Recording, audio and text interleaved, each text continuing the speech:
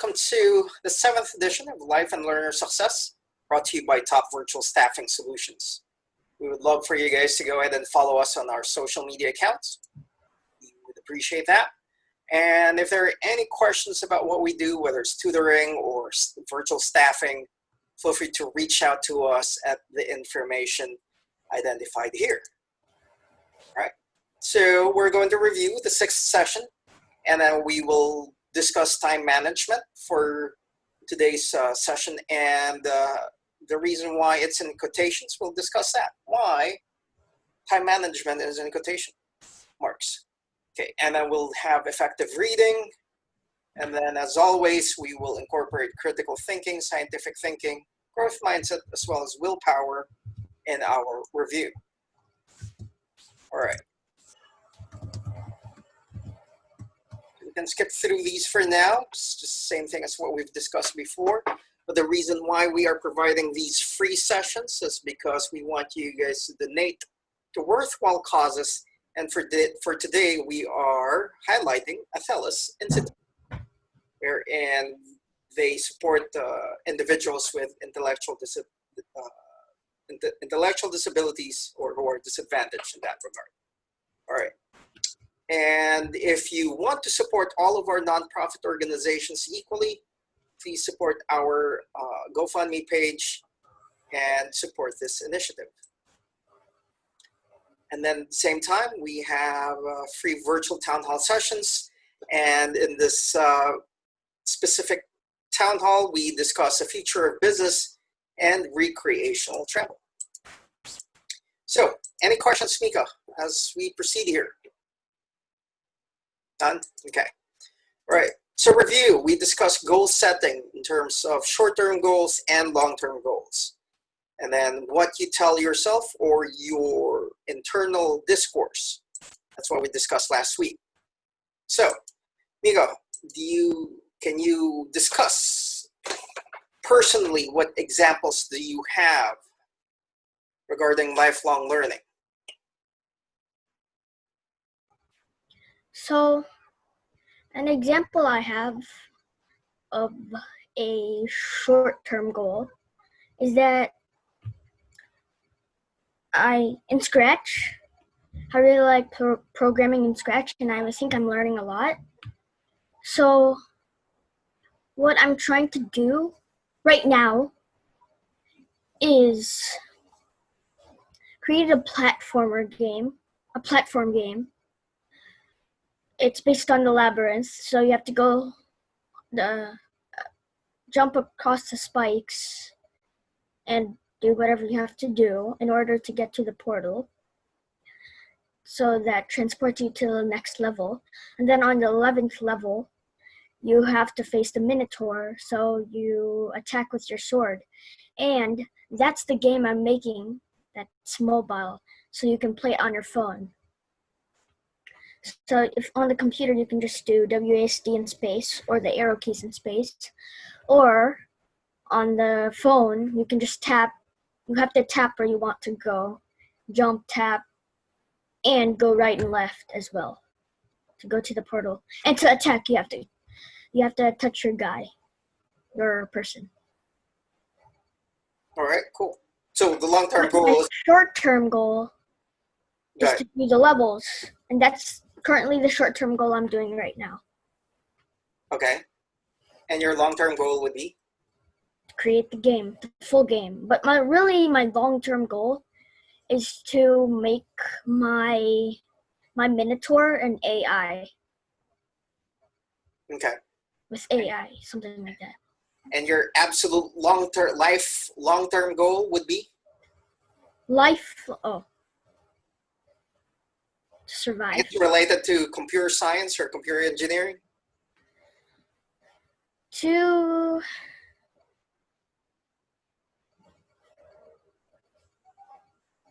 you think that would be part of it? I guess so. Only you guess? You're not sure yet? Yes, I'm not sure yet, definitely. Okay. Well, guess so, though. You're 10 years old, so you're evolving and see if this is something that you like. But for the most part, you're enjoying it right now, right? Yes. Programming? Okay. Yep. All right, good. Right. Anything you want to share regarding self-talk? Self-talk?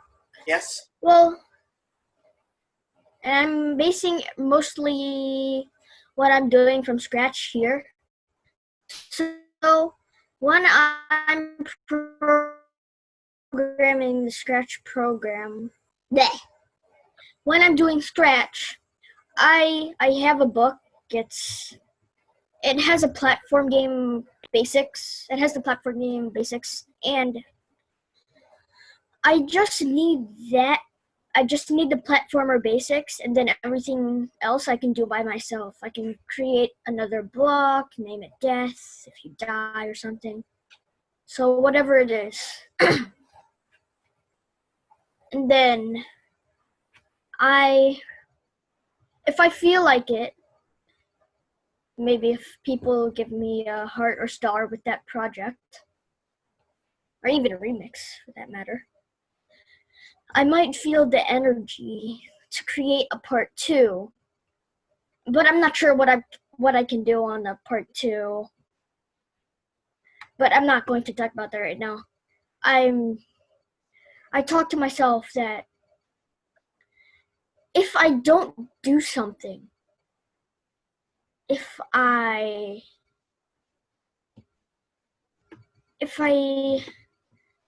forget to do something or something goes wrong, I tell myself that programming is not an easy thing. And of course it's not. But yeah, programming is not an easy thing, and also platform games are very complex because they involve trigonometry and everything, which I have no idea what that is. So I just go with the instructions, and then I tell myself that I know it's going to be a pretty good game. And then once it's finished, I can finally play it. So it's kind of a motivating talk. Okay. And the first part you were responding to self-talk, but I'm not sure if it's related. So Yeah. we may have to review this video after. Okay. Okay. All right. Okay. But the second part, you did say, okay, yes, it's a little bit of a challenge, and there's certain things such as trigonometry that you have yet to learn, right? The power of yet. Yes. Okay. And then, but as long as you're following instructions from the book or the videos that you're watching, eventually you're getting there. Right? I think so, yes. All right. Cool. Good. Okay, on the creative side, is there anything here that you want to discuss in relation to your goals or unhelpful statements that you tell yourself? How would you be creative in modifying them? In modifying my goals, usually I just come up with a goal, and then as I work through it, I think of more ideas of how I can also learn, also create, also, I forgot the word.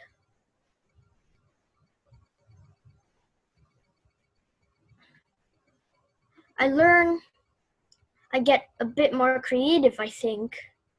And then I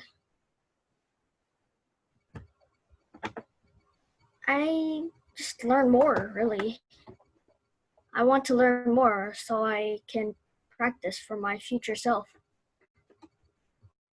So in short, you are evolving. Your goals are evolving. Your ideas are evolving. Yes. Okay. I think. And that's what it is in terms of being creative. You grow and expand whatever it is that you're working on. Okay, good. And then, are your short-term goals aligned to your long-term goals, or why is it unhealthy? I must to improve this. The other one, to have negative statements. Well, it's not bleh. How my short-term goals are usually aligned to my long-term goals, but sometimes if I just keep on doing my short-term goals and not doing anything else, kind of makes a bad habit sometimes. Yeah. So I try evening that out. Short-term goals, whatever I have to do. Short-term goals, whatever I have to do, really. That you have to evaluate them, right? Yes.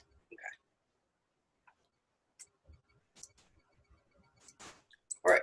From a practical point of view, will you continue to carry out your short-term goals, or remember in terms of watch what you think, watch what you say, because it becomes your character. So is there anything here that you can apply to yourself a little bit more? I think how I will carry out my short-term goals is continuing that motivative talk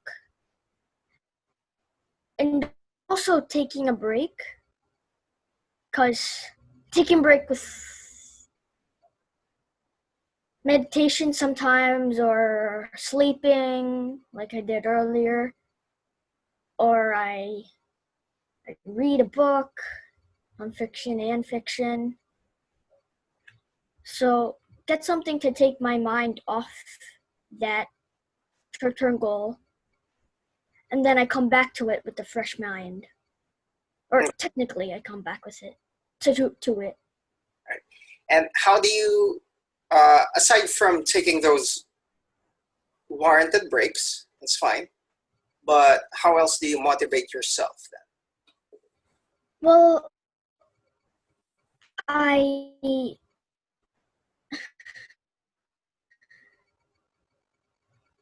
sometimes how I motivate myself is thinking what the product will be. So if I think what I'm going to create, that gives me a lot of strength to do that. Sense of accomplishment? Yes. Good. All right, thank you. Thanks for sharing.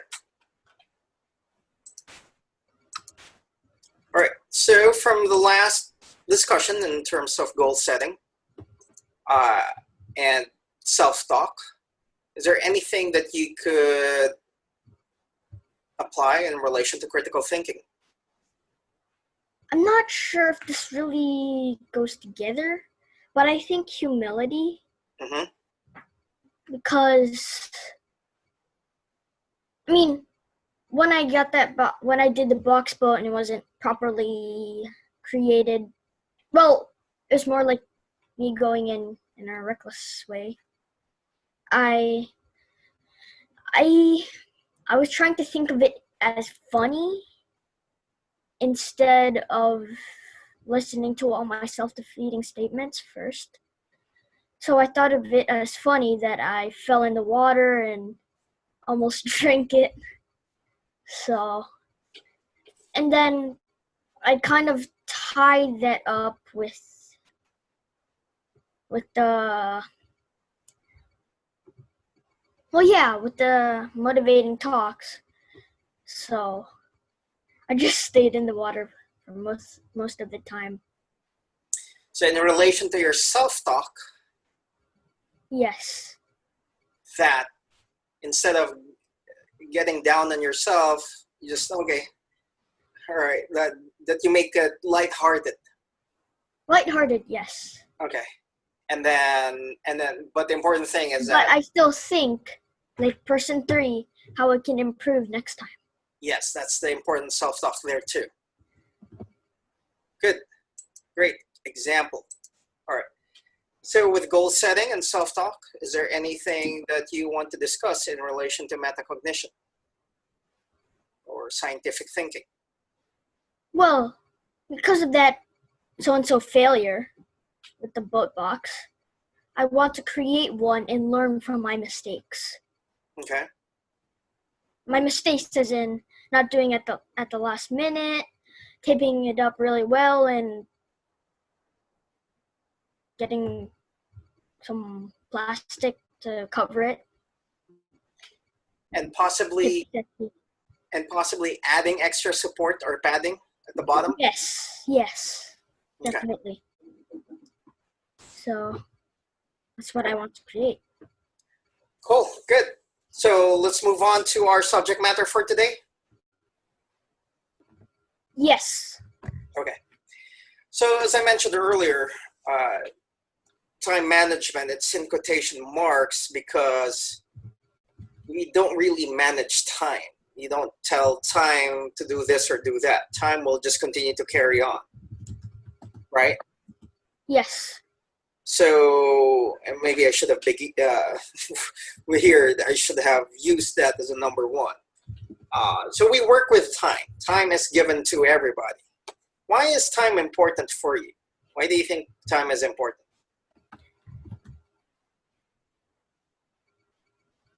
Well, if we didn't have time, we wouldn't be a real thing. Okay. Well, what else? Space and time. But if you're talking about numbers, Okay. it would be easier to know what exact time, and there's the word again, what exact time we will do this meeting. Instead of saying afternoon or midday. So I think it's important in that way. Okay. And also, time is important because you can do separate things, but you need a limit. And that's good because if you just do the same thing over and over and over and over and over and over times a million again,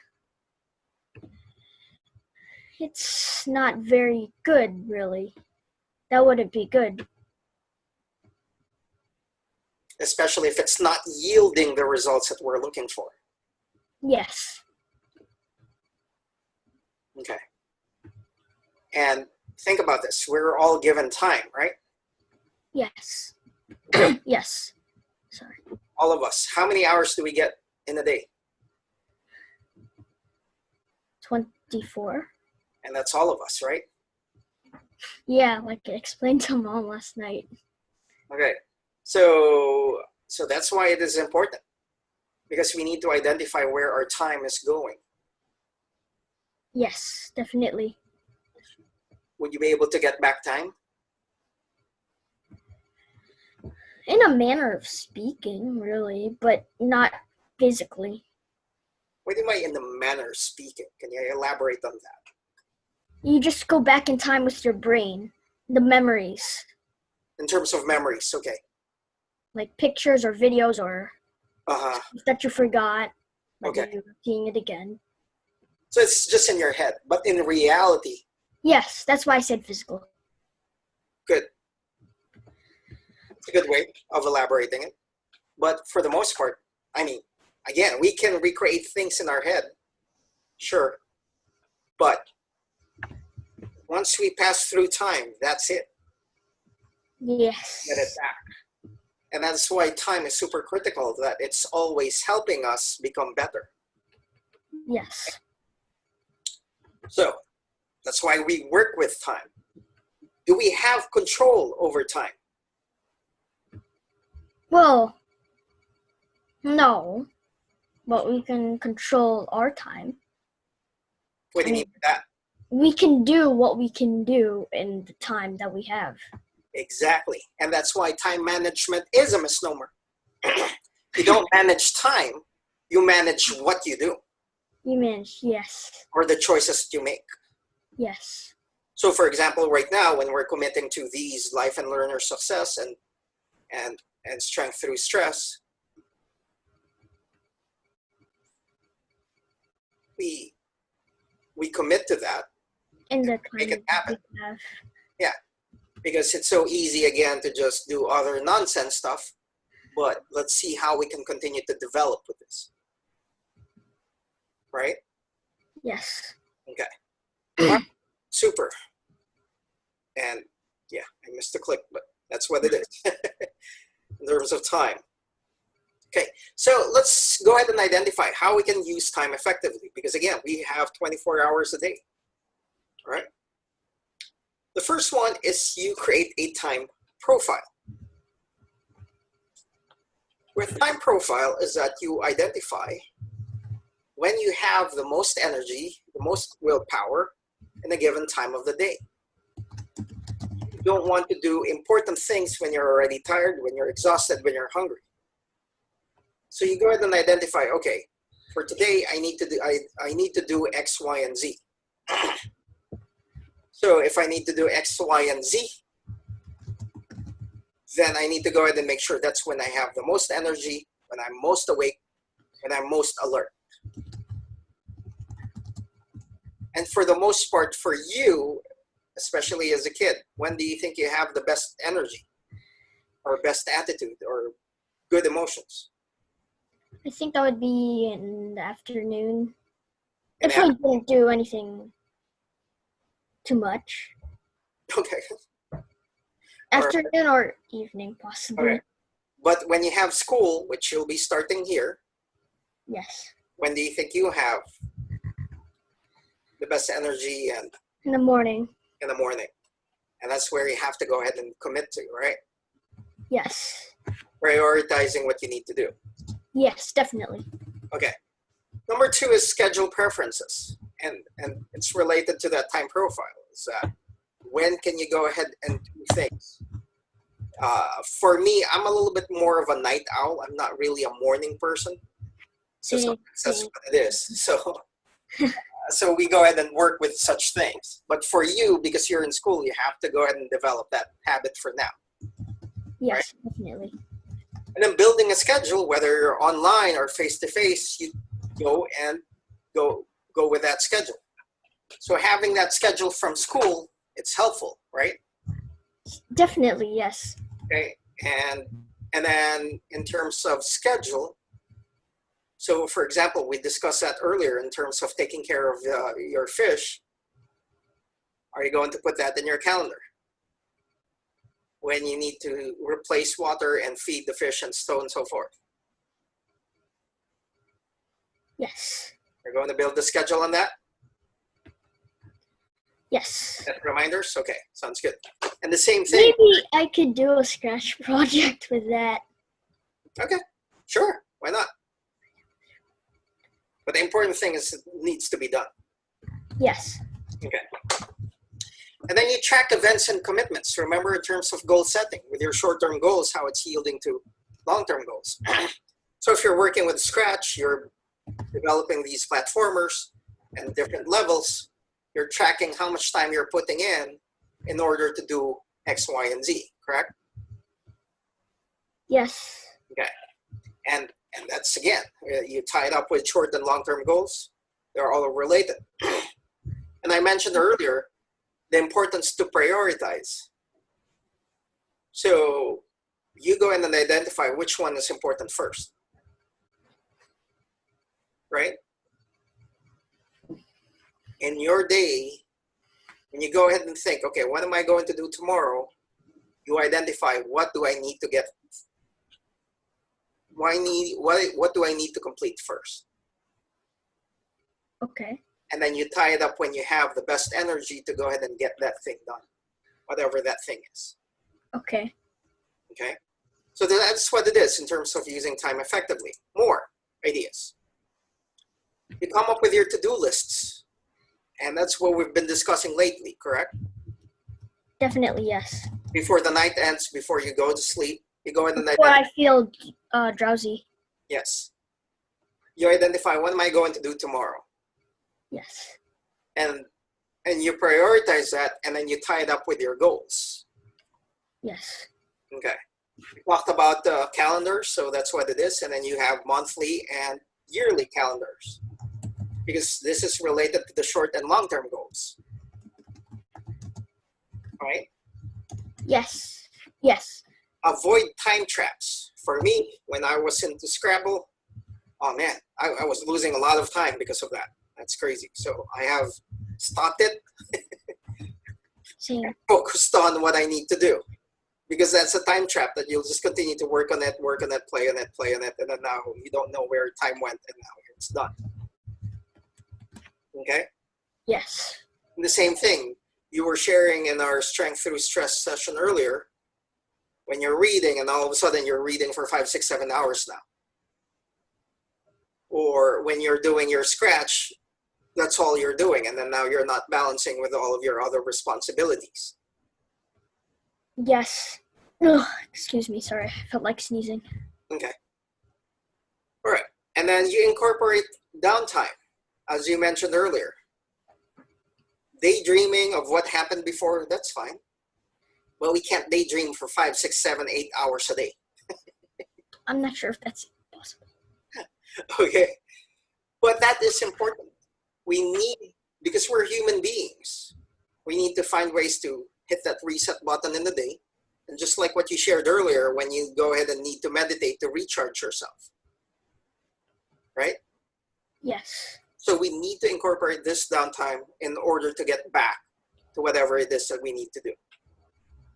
Yes. All right, good. So those are some of the things that we need to do to use using time effectively. Any questions there? No. Are good? Yes. All right, lovely. So let's proceed now with effective reading. So is reading is it just a matter of reading the words and that's it? No, it's also a it's a matter of understanding what they're Understanding and applying, right? Yes. So reading is important, as you can imagine. So how would you be able to learn platformers if you're not reading that book and understanding what you need to do? Listening to YouTube. No, what? I'm sorry? Listening to the YouTube. Yeah, well, YouTube tutorials. when you're reading that book for your scratch, you follow the instructions there, right? Yes. Okay. Why learn the skills to learn or read effectively?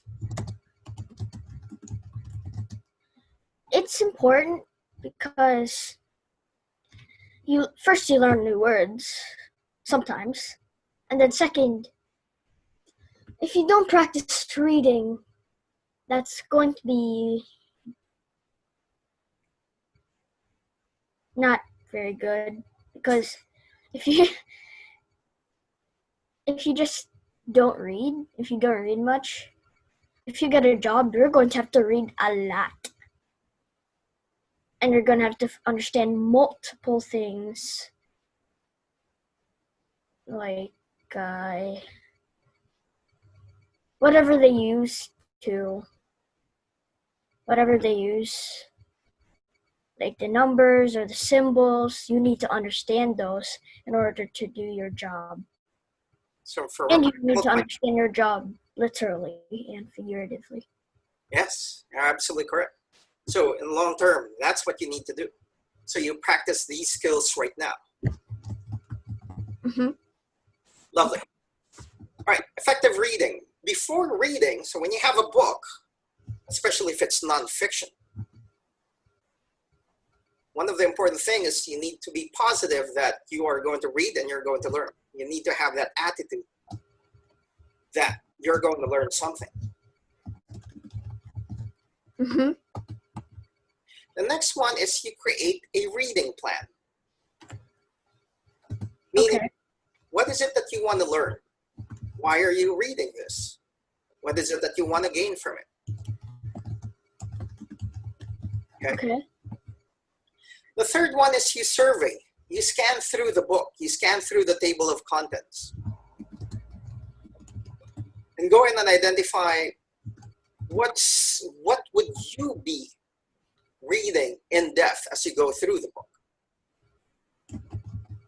And as I mentioned earlier, in terms of reading plan, identify your purpose. Why are you reading this? What is the purpose of reading and learning from this book? And then once you surveyed and you identify the purpose, you start asking questions. You know what? I want to learn about this. I want to learn about that. So when you have that book of scratch, then you go ahead and identify what gains am I going to create? what programs am I going to execute? So you start asking questions. But that's what it's about before reading. Instead of going on page 1 and start reading word per word, ideally these are the things that you start thinking about. That's usually what I do. Just go to if it's a chapter book, I go to the chapters. But if there are no chapters, I just keep on reading. Okay. But you can go ahead and survey or scan through it. So you can get general ideas. I don't generally do that though. And that's why if you want to be an effective reader, ideally that's what you do now. You scan through it, just get ideas. Yes. Look at the table of contents. I don't know if there's a nonfiction book without table of contents. You know what I mean? Yeah. Yes. All right, more about effective reading. So that's the before. Now you're reading specifically, word per word. As you go through it, you had questions before reading. Now you start answering your own questions. Oh, now I know how to do platformers. Oh, now I know what to do if I'm going to create my own business, because I know you're reading the business book too. Yes. Okay.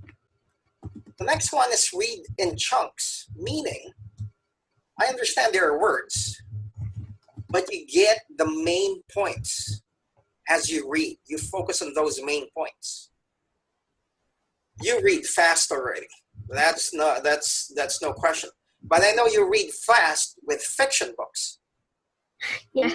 To start practicing it with nonfiction. Yes. Okay. Fiction books specifically are Miss Val or Harry Potter. Something else. I don't know. Okay. And then you focus on main ideas and supporting details. Because with your questions, that's how you get answers. What's the main idea and what are the details to support and answer such questions? And right now, just like what you're doing, you're taking down notes, right? Yes. Okay. And then when you take notes, ideally you draw, you graph, you create other things to help you connect ideas. Yes. The next one is to recite, especially for complicated things. Because if you say it, you also hear it, instead of just reading it in your mind. That's actually what I'm doing right now. When I'm reading what it says, I say it when I'm typing. But obviously you can't hear me because I'm just whispering. Whispering, okay. And that's what it is. When you're reading a book, you say it so that you're incorporating the hearing component. Go ahead. Or I'm just moving my mouth. Yes, that's fine. You want to make sure, especially if it's nonfiction, to be able to define what those words mean. It's really critical to operationally define them so that you would know exactly what it is that the book is talking about and relate it to everything else that's being discussed. And then we had on strength through stress about critical thinking. That's part of this. You need to go ahead and ask why. You go ahead and build connections. All the things that we discussed on the slide earlier, you continuously apply that as you read. You continue to think about it as you read through it during reading. What's this idea got to do with that idea or with that experience or anything else that you learned somewhere else? So we have before, we have during, then obviously we have after. Okay. So after reading, possibly there are parts or sections that's a little bit challenging for you to understand or comprehend. So you read them again. You review the questions that you have. You learn, relearn things. And then again, you answer the questions that you initially have. As you go ahead and take down notes, you go ahead and graph, illustrate. You make these notes or connections to make it work. And then, because you can imagine that it's not only one book out there for that topic, there are other books. And that's why, for example, here, I'm incorporating 2, 3, 4 resources or sources for life and learner success. And here we are discussing it with other people. I'm discussing these topics with you. And you teach others. So if you have learned something, see how you can prepare that like you're teaching it or you're going to discuss it with somebody else. Because think about this. If you're able to teach this subject matter, do you think it shows that you know something about it? Of course. Yes. Exactly. And so you're not just learning it for your own sake, but you're finding ways to go ahead and apply it and teach somebody else. Yes. Now, is it okay to ask for assistance, especially for an expert? Definitely. Yes. So that's part of intellectual humility, that we don't know everything. So we ask for help. Okay? All right, review. Time is super critical. We need to make sure that time is something that we're using that helps and develops us. And effective reading is going to be part of it so that you meet the goals that you want. Are you about to say something? No. Okay. All right, any questions with our 2 major topics for today's session? Can you stay on this page real quick so I can type it down? Okay. Thank you.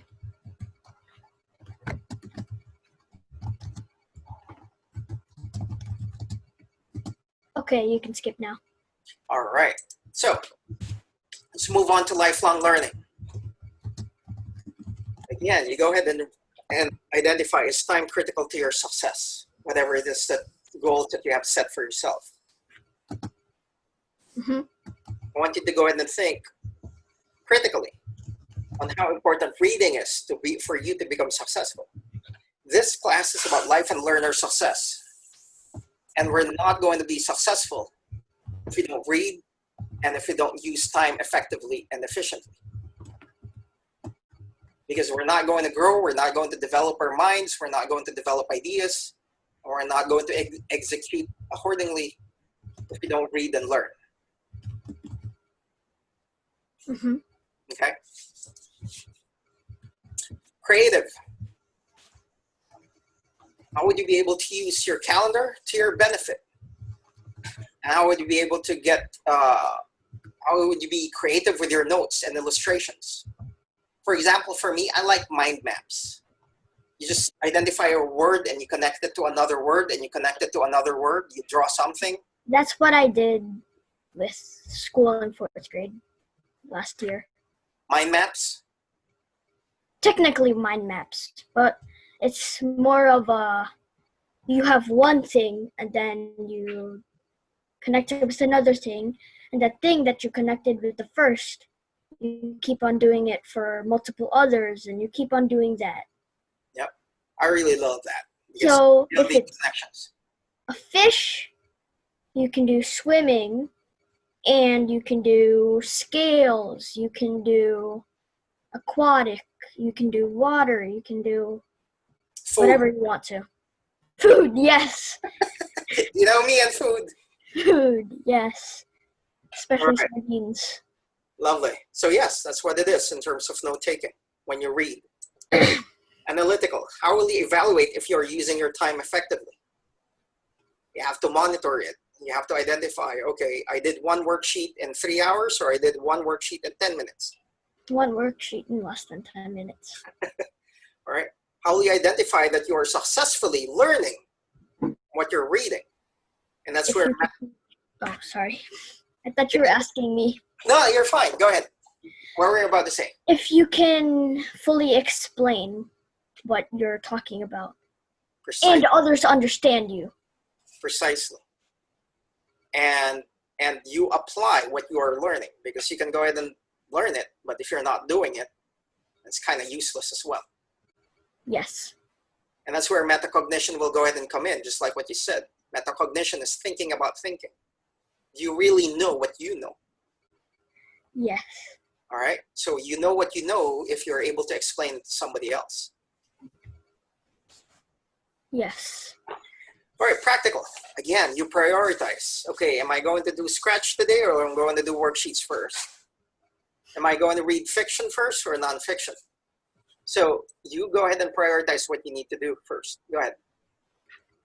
Sometimes I do apply prioritizing activities. Actually,